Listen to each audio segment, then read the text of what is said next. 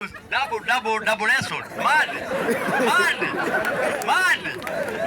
double lesson. That's why you are there to pray the living God atupe kiongozi.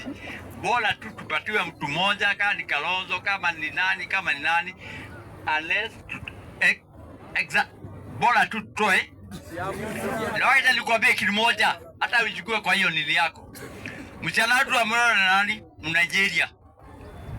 Unajua damu ikimwagika hapa, hiyo damu ananyonya. Are you updated? Chika hiyo hata akinikia hapa nimekaa hapa miaka yote. No. I'm there. Let me finish whatever. Lakini sisi mlima hakuna Gachagua, mtu asikie mambo ya Gachagua. Sisi tuko na 8 point something million na kanisa ndio liweka Ruto. Gachagua nani? Ruto aliyeko na church. Ruto aliingia na Biblia. Biblia ameishika hivi. Alikuwa kama Musa anapitisha wana Israeli. Hakufika hata yafiki. Agano ji, the promised land. Mimi namuomba haki, mtu akuwe na kula at least. Tuende tuvukuze hii damazia, itakuwa damazia yake kwema. Haya, malizia tafadhali. Amupa.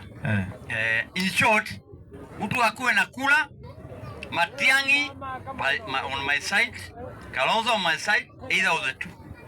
Whoever. They are there to decide. They are there.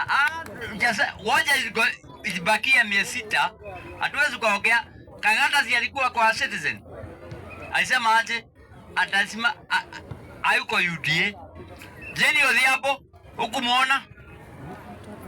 Lakini 600 ikibakia, Ruto atabaki anafagia kitu na nalisho wake.